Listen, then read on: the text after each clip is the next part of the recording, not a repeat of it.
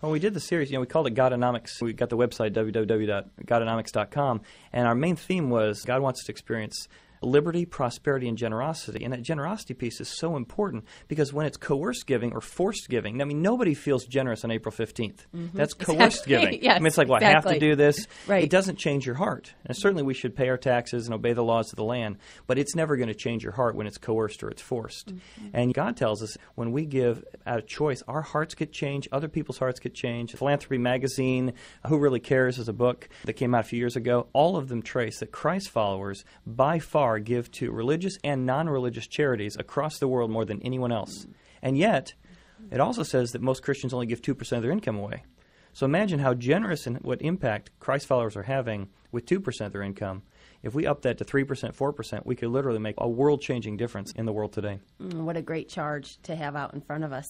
That is so true. And it's wonderful how you and your wife are using this to impact your family and to raise your kids up and seeing that generosity is a choice. Yeah. It's something that sows joy back into our life. Other ideas that you have that impact families. How do we create climates of generosity in our home? Well, my dad used to talk a lot about having a good work ethic. Galatians talks about this. It says that each person should bear their own load, but we should carry each other's burdens. And a load was actually like a backpack that Roman would carry, and you wouldn't pick up somebody else's backpack. They were in charge of carrying their own backpack. But sometimes they'd have a crushing weight on them, and that would be a burden. Mm-hmm. And so I think part of assessing from Galatians 6 is what going on here in this situation a burden or is it a load? And if I pick up somebody else's load, I'm going to cripple them emotionally, physically, and even financially.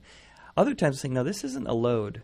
This is actually a burden. I need to help carry each other's burdens. Well, if you're just tuning in, I'm joined in the studios today with Chad Hovind, the senior pastor of Horizon Community Church in Cincinnati, Ohio. He recently taught a series on God's thoughts on our economy. It was so well received with his congregation that he decided to produce it in this really fun and interactive DVD series. I've actually seen many parts of it, and I am not an economy girl. Those are like the last conversations I want to have. And it was so entertaining and some great, simple, common sense. Godonomics is what we have been discussing, and you can find that Godonomics.com. It is a series of 6 sessions where Chad Hovind, who is a local pastor here in Cincinnati, Ohio, has really captured the thoughts on what does God say about the almighty dollar. We've certainly found ourselves thinking about it, and I'm telling you, these are so fun. One of the chapters is, what would God say to the IRS? Mm-hmm. And what small group doesn't want to discuss that, especially around April time, right? Without a doubt, What is God saying to the IRS? And what would God say to Karl Marx and Alan Greenspan? And so if you're in a place where you'd really like to gain a better place of stewardship and just gain more of a sense of generosity about your life and what God has called you to in your community, I want to recommend checking out Godonomics.com and looking more at this series. And Chad, you designed this so that it could be used individually, but also for other pastors, other churches to use? Yeah, each one is about 30 minutes long, and so individually you could do it with family devotions, you could do it on your own, you could do it in a Sunday school class, and then have 20 minutes left over, 30 minutes left over to discuss it or a community group. And we wanted to talk about issues like the idea of inflation, things like that. Sounds so theoretical, but if you look at, since 1913, the U.S. dollar has lost 97% of its value.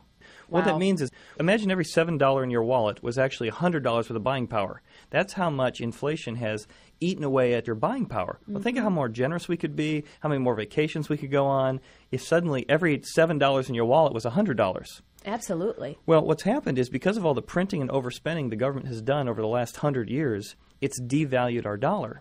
And, my grandpa used to come to me when we go to McDonald's together, and he'd say, I remember back when I got this ice cream cone, it was 5 cents.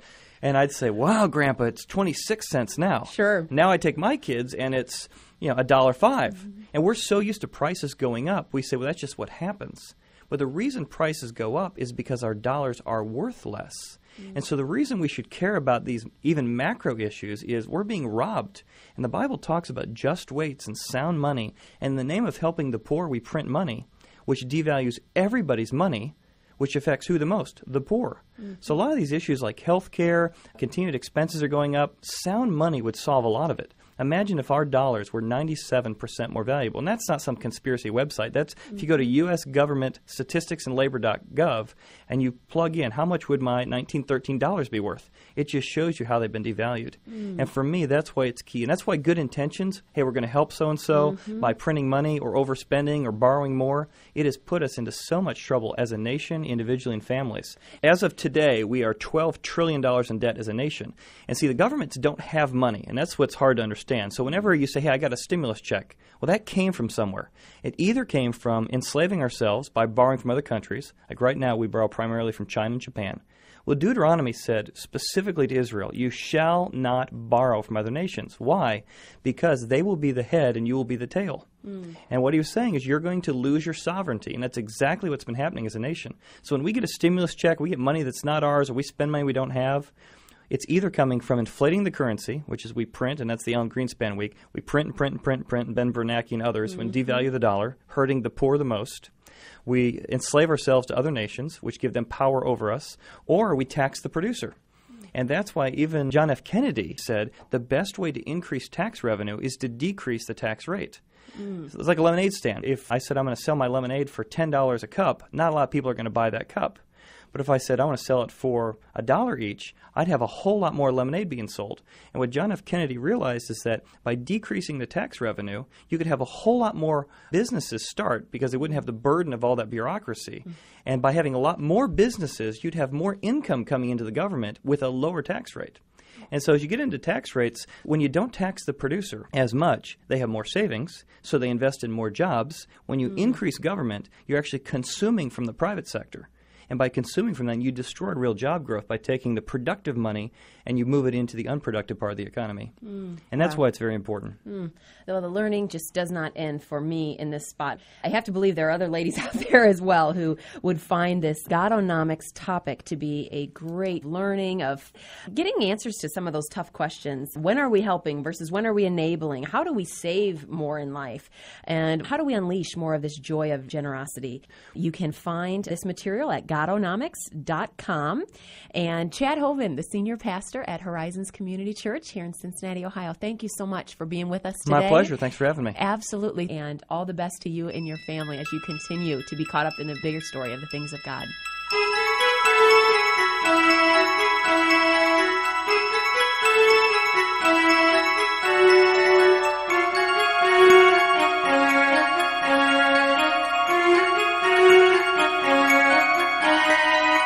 This is Erin, and I hope you've enjoyed today's show. Broadcasting is a small part of what we do at Erin Campbell Ministries.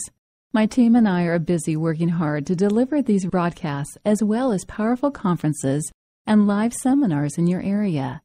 It's our passion that you have the tools necessary to be an ambassador for Christ in all circumstances. Visit erincampbellministries.org to listen to our archived radio shows and also browse through the ministry schedule for upcoming conferences. We would love to hear how this program has impacted your life.